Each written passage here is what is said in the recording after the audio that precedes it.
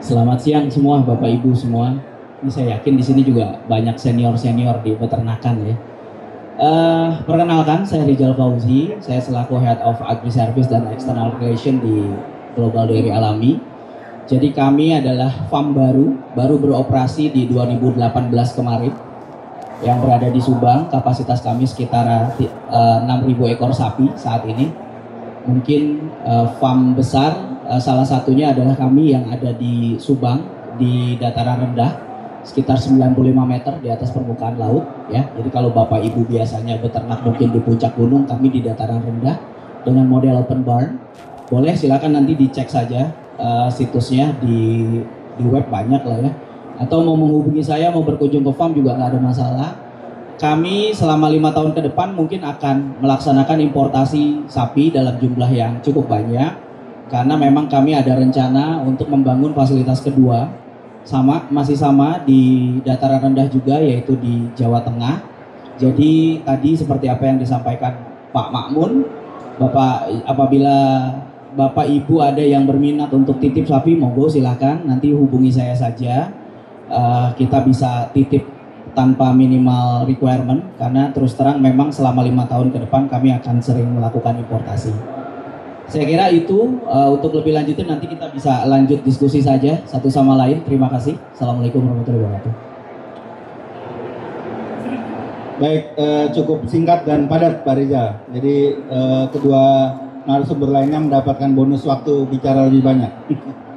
Baik, Pak Rizal ini dari Global Dairy Alami atau biasa disebut GDA ya Pak ya. Sudah cukup pengalamannya banyak juga, bekerja sejak 2000 berapa Pak? 2009 ya? Oh iya, ya, awal kali 2009. Jadi jangan diragukan lagi untuk kompetensinya dan yang tadi sudah disampaikan. Selanjutnya kami beralih ke Ibu Anjarista. Bisa silakan. Masih aman Mas. Karena nggak terlalu jauh. Yang dikhawatirkan itu kan memang stres ya. Apalagi saat ini memang yang baru bisa dilakukan impor secara terbuka, sapinya baru FH. Kalau yang crossbreed kan harus trial close. Saat ini kami juga sedang mengajukan pengajuan close trial ya. Selama mudah-mudahan sih nanti hasilnya bagus. Sudah ada rekan kami yang melakukan itu. Mudah-mudahan nanti hasilnya bagus dan bisa segera ditindaklanjuti supaya kita tidak tergantung atau harus FH, tapi bisa crossbreed juga untuk di peternakan umum. Selama ini kemarin yang bulan Mei masuk juga kita ada kirim 200 ekor ke Kanjabung. Terus ada 60 ekor juga ke rekanan kita swasta. Jadi so far sih tidak ada masalah. Dan memang kami menerapkan standar sesuai dengan apa yang diamanahkan oleh teman-teman eksportir di Australia, bahwa sebelum melakukan importasi nanti kandangnya pasti kita audit terlebih dahulu. Ada pre-assessment. Itu semata-mata buat kami sebagai yang dititipi impor, license-nya tidak dipermasalahkan nanti. Karena kami harus memastikan animal welfare-nya juga bagus.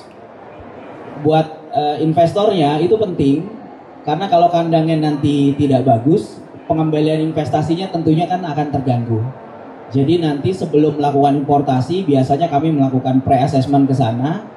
Selama nilainya bagus, kita bisa lakukan itu. Kemudian saat ini memang kandang kami penuh. Yang di Subang kapasitasnya hanya 6.000 ekor sapi. Saat ini sudah terisi sekitar 5.800. Artinya memang fasilitas IKH yang kami pakai adalah fasilitas IKH mitra kami atau partner kami di tempat lain. Untuk yang Mei kemarin kita pakai milik pemerintah yang di Cilacap. Semua yang kami kerjakan, nanti timnya dari Mas Nizar juga boleh. Jadi selama ini ketika kita menjalankan proses Justip ini, kami mengundang justru tim Cash One-nya untuk datang ikut bersama kami melakukan karantina 14 hari di fasilitas karantina. Supaya apa? Supaya terbiasa. Itu pertama. Terus yang kedua, kalau sebelum jauh hari mau melakukan magang di tempat kami juga nggak ada masalah. Tapi ya harus lebih dari 2 bulan atau 3 bulan ya. Kalau cuma sebulan main aja biasanya. Satu.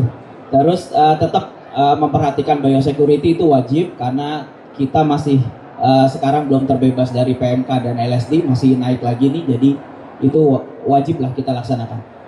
Sekedar saya informasikan bahwa dari hasil importasi yang kemarin, kita melakukan importasi sebanyak 1.100 ekor di bulan Mei. Defect rate itu artinya ada yang abortus, ada yang tidak bunting atau open dan lain sebagainya, itu hanya 0,7%.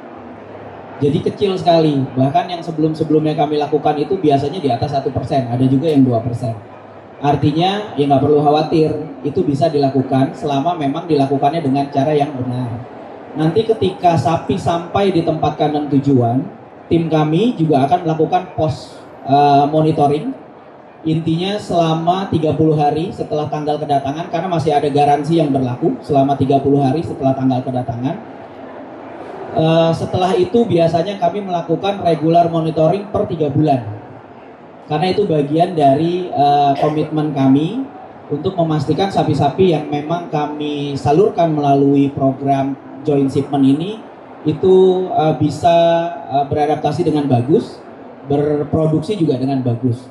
Seharusnya dengan mesin, ya istilahnya sapi yang sama digunakan dengan kandang kami, harusnya produksinya ya tidak 12 liter, tidak 18 liter. Target kami ya harusnya di 25 liter itu mungkin tercapai.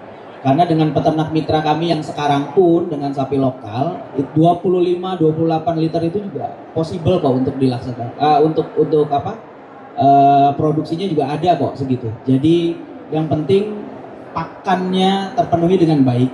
Khawatirnya nanti yang justru kita sibuk masalah khawatir yang lain, kemampuan untuk memberi pakan yang kurang.